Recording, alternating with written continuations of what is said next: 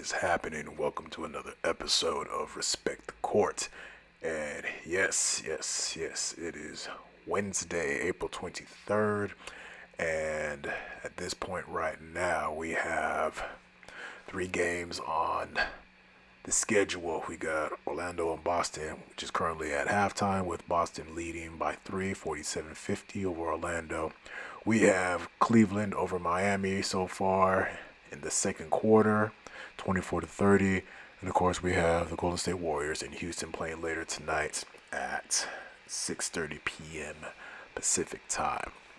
But I want to talk about yesterday's games. Well, really, I'm only going to talk about one because I'm not an analyst. I don't get paid for all this, so I'm not going to sit here and break down each and every single game because that's not what I'm trying to do. I'll break down a couple games here and there throughout the playoffs, but this is going to be a quick one.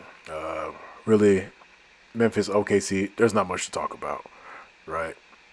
Pretty much a 19-point victory for OKC.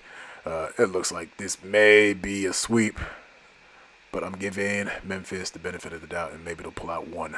We'll see. Minnesota, LA, that was an interesting game.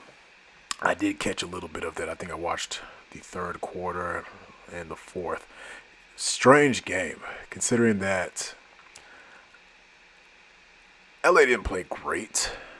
I think LA played about the same as in game one. It's just Minnesota just came with no energy at all. They did not play the same way as they did in game one. Shots were not falling the same way they were in game one. So really, I'm not going to sit here and say that the Lakers won it. It was more that Minnesota just lost it quite easily. I mean, considering the fact that at one point they were down 23 points. And they made it a game towards the end. I mean, let's be honest. To play that poorly and still only lose by 9, that says something, right? And, hey, they split the series in L.A., you have to feel good about yourself if you're a Minnesota fan.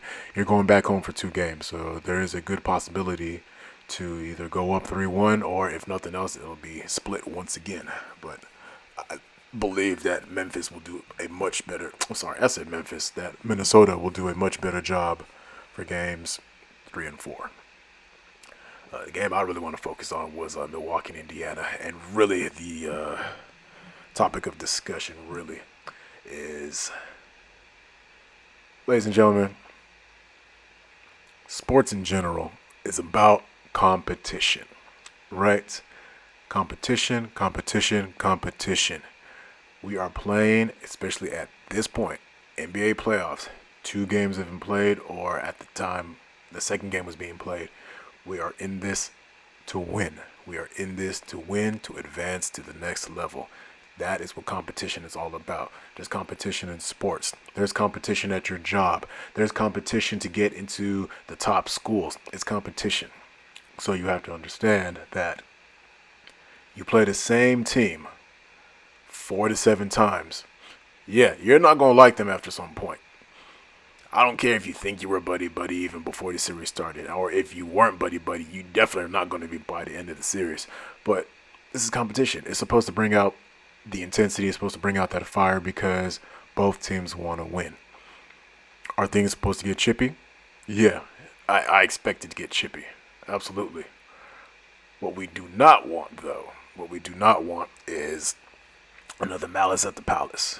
We don't want players throwing elbows at each other's heads. We don't want players throwing the balls at each other. We don't want fisticuffs. We don't want people just grabbing someone's arm during a dunk, pulling them down. We don't want cheap shots like that. We don't need dirty plays like that. There's no point for that. We don't need to lock up somebody's legs and trip them. No, there's no need for that. It's dirty. It's unnecessary. But it's not flagrant. It's not something that's going to damage a player. If anything, it will make me mad. I'm going to call it out. But it's playoff basketball. Things are going to get chippy. We need to understand that this is competition at its highest form. And this is what I enjoy. I love seeing this Milwaukee-Indiana series. They don't like each other. They are going at each other. And that's the way it should be. You see stars going at stars. Superstars going against superstars. Role players stepping up to the best of their abilities. That is what it's about. So keep up the energy. Keep up the ferocity. I enjoy it. Again, I'm not trying to say anyone get hurt. Anyone who's been watching basketball since the 90s, maybe even up to the early 2000s, maybe if you were a fan of basketball back in the 60s and 70s, there's something about this level of basketball playing. When you add in the high IQ, ball movement that just screams out an emphatic yes. This is what we've been waiting for. Now, I did see some numbers about this has been the highest rated opening weekend for the NBA playoffs in quite some time. I don't remember what year it was, but they did say about 4.6 million people tuned in for opening weekend of the playoffs.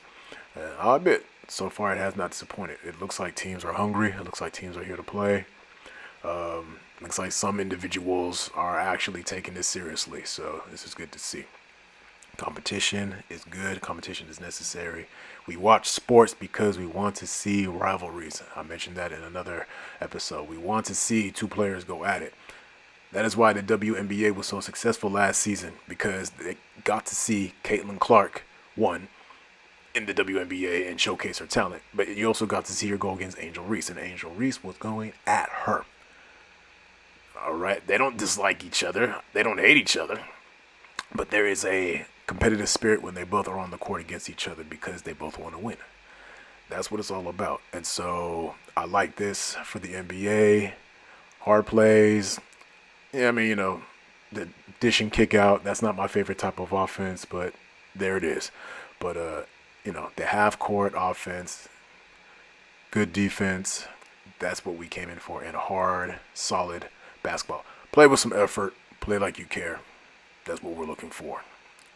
And, I really enjoy seeing Tyrese Halliburton not back down. I also enjoy seeing Damian Lillard back. I'm so happy he's back because, that deep vein thrombosis, that's no joke. Took Victor Wembanyama out. And so I'm glad that this worked out for Damian Lillard to be able to come back. So congrats to him. Great to see him playing again. And although the Bucks lost, I was happy to see Giannis do his thing. Their offense is terrible.